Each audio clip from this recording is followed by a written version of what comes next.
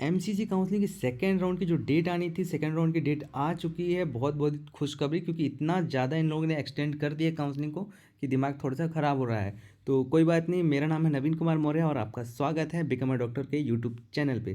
तो देखो, second round की जो डेट आई है उस डेट के अकॉर्डिंग देखा जाए तो 3 सितंबर, यानी कि 3 सितंबर, आज 1 तारीख है, 3 सितंबर को ये चीज़ काउंसलिंग का रजिस्ट्रेशन वगैरह नहीं होगा। इस दिन को होगा जिन जिन कॉलेज में पार्टिसिपेटिंग कॉलेज हो रहे हैं उन सारे कॉलेज में जो सीट वैकेंट रहेगी उन सीटों के बारे में नॉलेज यहाँ पर दिया जाएगा कि किस कॉलेज में कितनी सीट वैकेंट रह गई फर्स्ट राउंड के बाद। अब सेकेंड राउंड में क्या होगा? सेकेंड राउंड में देखो, रजिस्ट्रेशन और पेमेंट, जिन लोगों ने फर्स्ट राउंड में रजिस्ट्रेशन पेमेंट कर रखे थे उन्हें तो कोई दिक्कत नहीं, लेकिन जो नए रजिस्ट्रेशन और पेमेंट जिसको करना है उसको 4 सितंबर से लेकर 9 सितंबर तक का टाइम दिया गया। लेकिन एक बहुत इंपॉर्टेंट चीज़ है कि सर्वर टाइम के हिसाब से ही 9 तारीख को 12 नून तक एज पर सर्वर टाइम लिखा हुआ है। Payment facility will be available up to 3 PM to 9 सितंबर ऑफ 2025 एज पर सर्वर टाइम। ठीक है। चॉइस फिलिंग की बात की जाए तो चॉइस फिलिंग 4 तारीख को रजिस्ट्रेशन करने के जस्ट एक दिन बाद ही आप चॉइस फिलिंग चालू कर सकते हैं। 5 सितंबर से 9 सितंबर भी चॉइस फिलिंग इसकी चालू हो जाएगी, और ये भी सर्वर टाइम का बहुत ज़्यादा विशेष ध्यान देना है आप सभी को। और फिर प्रोसेसिंग ऑफ, ये देखो, सीट अलॉटमेंट, सीट अलॉटमेंट जो कि सबसे इंपॉर्टेंट दिन होता है लोगों के लिए पार्टिसिपेट करने के लिए, क्योंकि कट ऑफ का तो बहुत अलग ही खेल चल रहा है। देखो, 10 सितंबर से लेकर 11 सितंबर, इन 2 दिनों में अपन को चॉइस फिलिंग का सीट अलॉटमेंट आ जाएगा। जिस जिसको कॉलेज अलॉट होगा उसका नाम आ जाएगा, जिस जिसको नहीं होगा उसके नाम के सामने ब्लैंक हो जाएगा, क्योंकि उसे सीट अलॉट नहीं होगा। ठीक है। सीट अलॉटमेंट के बाद रिजल्ट पब्लिश होगा। रिजल्ट पब्लिश कब हो? 12 सितंबर को, 12 सितंबर 2025 को। और नेक्स्ट डे से रिपोर्टिंग और ज्वाइनिंग चालू हो जाएगी। उसके लिए अपन को लगभग लगभग कितने दिन का टाइम दे रखा है? 7 दिन का टाइम दे रखा है।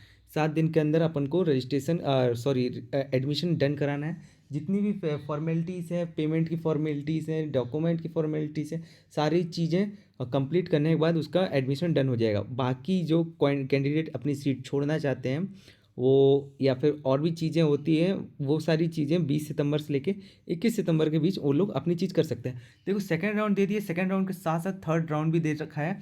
अब मैं ये भी बताऊंगा कि देखो, जिन लोगों के नंबर कम रह गए, जैसे कि मान लो एक्सपेक्टेड है कि मध्य प्रदेश का 445 के आसपास कट ऑफ लास्ट जा सकता है प्राइवेट कॉलेज का, प्राइवेट एमबीबीएस का।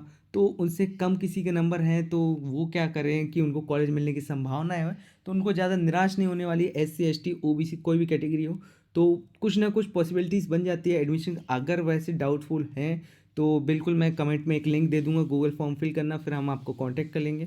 फिर जैसे भी चीज़ें होगी मैं आपको गाइड कर दूंगा, फिर आप अपने हिसाब से देख लीजिएगा। देखो, थर्ड राउंड के बारे में अगर बात करें कि 23 सितंबर से थर्ड राउंड का बता रखा है। अब ये और ज़्यादा एक्सटेंड ना हो तो ये अच्छी बात है। तो 23 सितंबर को ही ये चीज़ें चालू हो जाएगी कि अब सेकेंड राउंड के बाद कितने सीट्स अवेलेबल रह गई है फॉर थर्ड राउंड के लिए। तो अगर सब कुछ टाइम टू टाइम चल रहा है तो 23 सितंबर को ये चीज़ें आ जाएगी कि कौन कौन से कॉलेज में कितनी सीटें अवेलेबल है।